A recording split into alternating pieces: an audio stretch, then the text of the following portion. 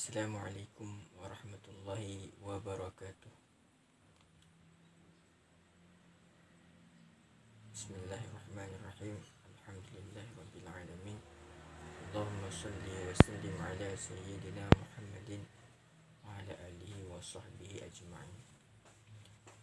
Bertemu kembali dalam pada channel yang sederhana ini, yaitu sebagai tempat untuk bisa saling berkomunikasi antar sesama, juga sebagai sebagai tempat bersosial dengan teman-teman sekalian. Jangan lupa dukung daripada kemajuan channel ini, wadah ini, itu sama-sama dapat kita bersosial dalam pada tempat yang sederhana ini. Kita lanjutkan tentang pelajaran yang telah lalu, yaitu berkenaan dengan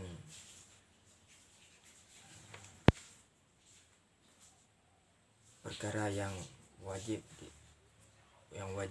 hendaknya dilakukan terhadap jiran, itu tetangga. Bismillahirrahmanirrahim. Wa musannifun rahimallahu ta'ala wa nafa'ana bihi wa bi'ulumihi fid dharaini amin ya rabbal alamin.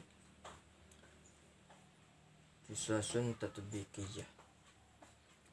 Qala Mujahid, kuntu 'inda Abdullah bin Umar wa ghulamun lahu yaslahu syatan, faqala lahu ya ghulam idza salakhta fabda bi jarina al-yahudi, hatta qala dhalika miraran, faqultu lahu kam taqulu hadha, faqala inna Rasulullah sallallahu alaihi wasallam lam yazal yusina bil jar hatta khashina annahu sayuwarrisuhu.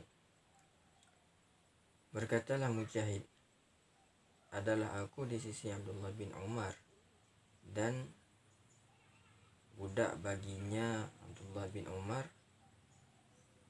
sedang menguliti kambing. Faqala, maka berkata baginya budak, ya ghulam, wahai budak, idza salakhta fabda bi jarina al-yahudi, apabila telah engkau kotori, telah engkau kuliti, maka mulailah dengan tetangga kami yang Yahudi. Hatta qala dzalika miraran, sehingga berkata akan demikian beberapa kali. Jadi dalam kisah yang sesuai dengan apa yang telah dijelaskan yang telah lalu berkenaan dengan perkara yang wajib dilakukan terhadap tetangga, adalah suatu kisah yang diriwayatkan oleh Mujahid, yaitu seorang periwayat hadis. Berkata beliau, kuntu 'inda Abdullah bin Umar, pada suatu ketika aku berada di sisi Abdullah bin Umar, yaitu putranya Sayyidina Umar bin Khattab radhiyallahu anhu. Dan di ketika itu ada seorang budak daripada Abdullah bin Umar ini sedang mengerjakan suatu tugas berupa mengkuliti kambing, itu mengambil kulit-kulit daripada kambing yang telah disembelih. Kemudian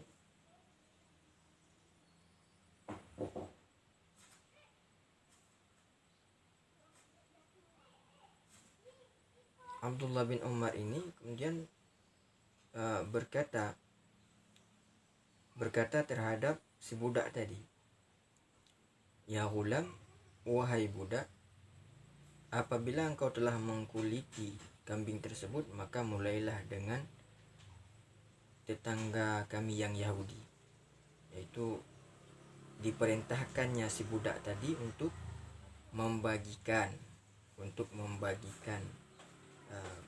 hasil daripada kulit yang telah dilakukan oleh si budak tadi untuk membagikannya kepada tetangga-tetangga mereka yang berada di sebelah rumah mereka yang Yahudi. Di sini dapat kita pahami bahwa orang Yahudi walaupun dia tidak seagama dengan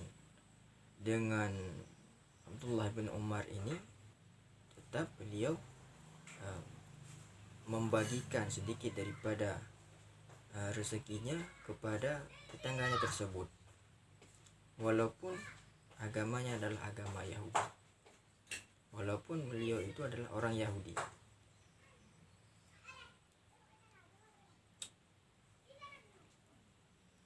Faqultu lahu kam taqulu hadza, maka aku katakan baginya, kam taqulu hadza, berapa kali engkau katakan akan ini? Faqala inna Rasulullah sallallahu alaihi wasallam lam yazal yusina bil jar hatta khashina annahu sayuwarisu.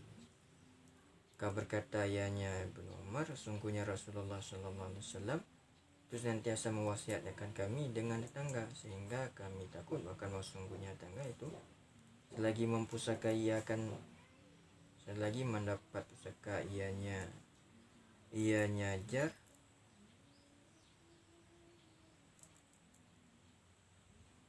akannya Rasul. Jadi saking besarnya perhatian oleh Rasulullah sallallahu alaihi wasallam terhadap tetangganya, jadi tetangga kepada tetangga sama tetangga, Rasulullah pun berkali-kali beliau mengulangi perkataannya untuk berbuat baik kepada tetangga, seolah-olah para tetangga tersebut akan mendapatkan bagian daripada harta warisan yang dipusakai oleh seseorang. Begitu pentingnya, begitu besarnya perhatian yang diberikan oleh Rasulullah SAW terhadap tetangga masing-masing kaum muslimin. Beliau tidak memandang apakah itu orang yang beragama Islam ataupun bukan agama Islam. Apapun agama mereka, bila seandainya dia itu berada di sebelah rumah seorang muslim, maka hendaknya si muslim tersebut berbuat baik kepada tetangganya tadi.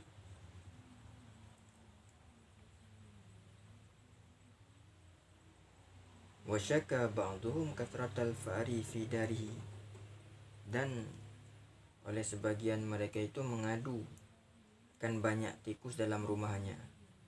Faqila lahu lawiktanaita hirran, maka dikatakan orang baginya, jikalau engkau mempunyai seekor kucing.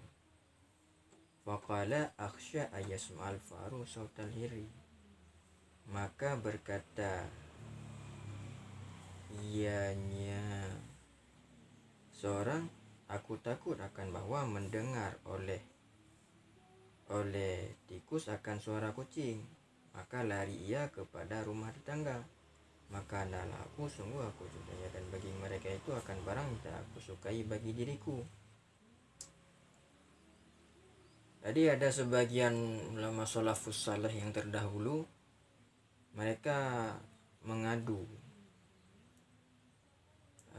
kepada sebagiannya yang lain, kepada sesama sahabatnya, apa yang diadukan, yaitu perihal banyaknya hewan yang merusak di rumahnya, macam tikus, banyak tikus di rumahnya. Kemudian dikatakan orang bagi si sahabat tersebut, alangkah baiknya seandainya engkau memelihara kucing. Jadi ada kucing yang akan menghilangkan daripada permasalahan tikus yang ada di rumah itu. Akan tetapi oleh si orang yang mengadu tadi dijawab bahwa akhsha yasma'al faru sautal hiri, aku takut bahwa tikus-tikus yang ada di rumahku mendengar suara kucing, lantas dia lari ke rumah tetangga. Maka oleh si orang yang mengadu banyak tikus tadi di rumahnya, dia tidak jadi memelihara kucing lantaran takut bahwa kucing tadi akan mengejar tikus-tikus yang ada di rumahnya, kemudian dia takut akan lari ke rumah yang ada rumah tetangganya. Jadi peduli yang sangat besar oleh salah satu salafus saleh ini terhadap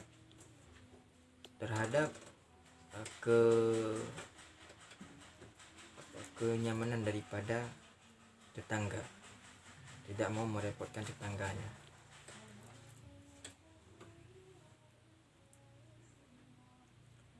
Kemudian yang ketiga, wa kana al-Imam Abu Hanifah rahimahullah lahu jarun hasudun yu'zihi wa yaghtabuhu walakinnahu sabirun alaihi. Dan adalah Imam Abu Hanifah rahimahullah itu adalah baginya itu tetangga yang hasud, yang menyakiti ia akannya Imam Abu Hanifah dan mengumpat ia akannya Imam Abu Hanifah. Walakinnahu sabirun alaihi, akan tetapinya Imam Abu Hanifah itu yang sabar hatinya tetangga.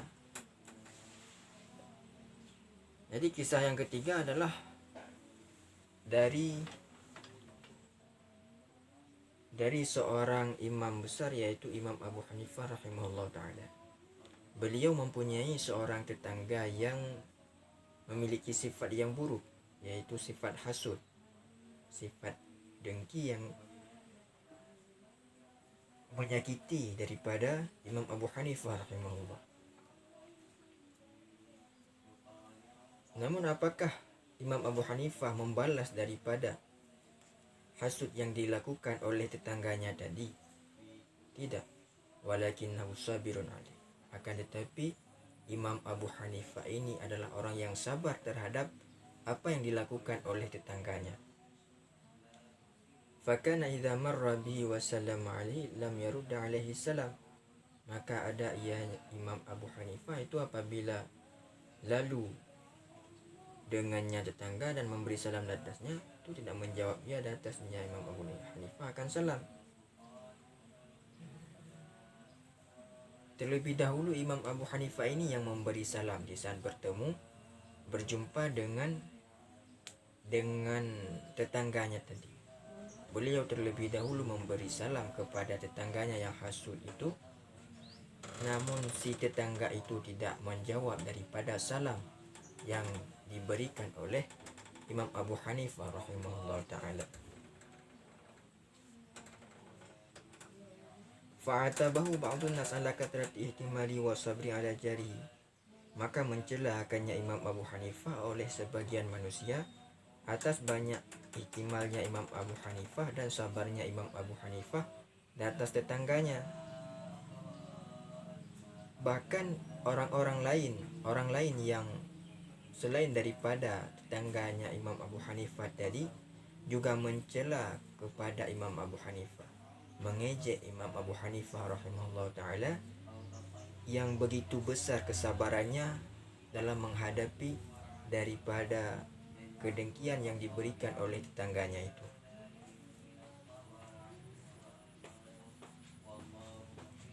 Namun apakah Imam Abu Hanifah juga membalas daripada cercaan, ejekan yang dilontarkan oleh orang-orang yang berada di sekelilingnya?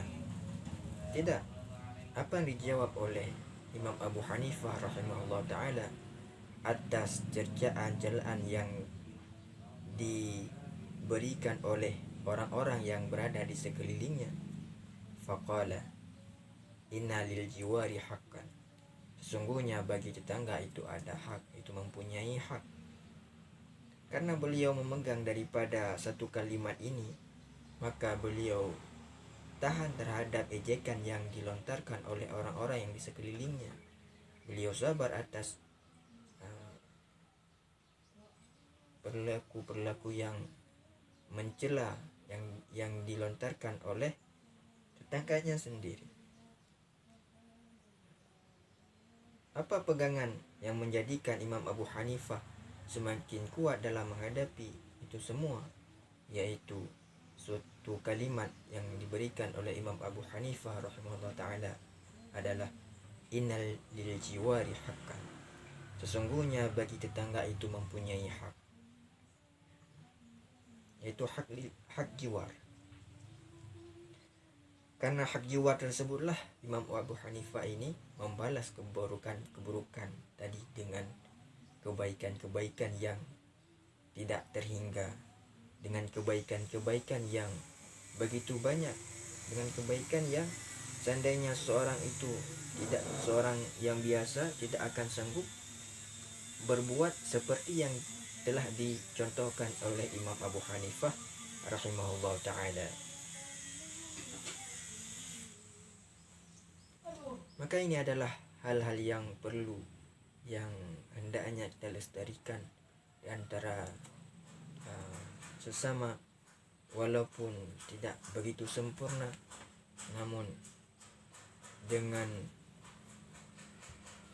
adanya kemauan sedikit demi sedikit itu akan menjadikan itu semua akan semakin mudah, itu semua akan menjadi sikap yang mendarah daging di dalam diri seseorang. Wallahu a'lam bissawab wa ilaihi marji'u wal ma'ab. Mudah-mudahan bermanfaat dalam kesempatan yang singkat ini. Allah wa iyyakum ajma'in. Wassalamualaikum warahmatullahi wabarakatuh.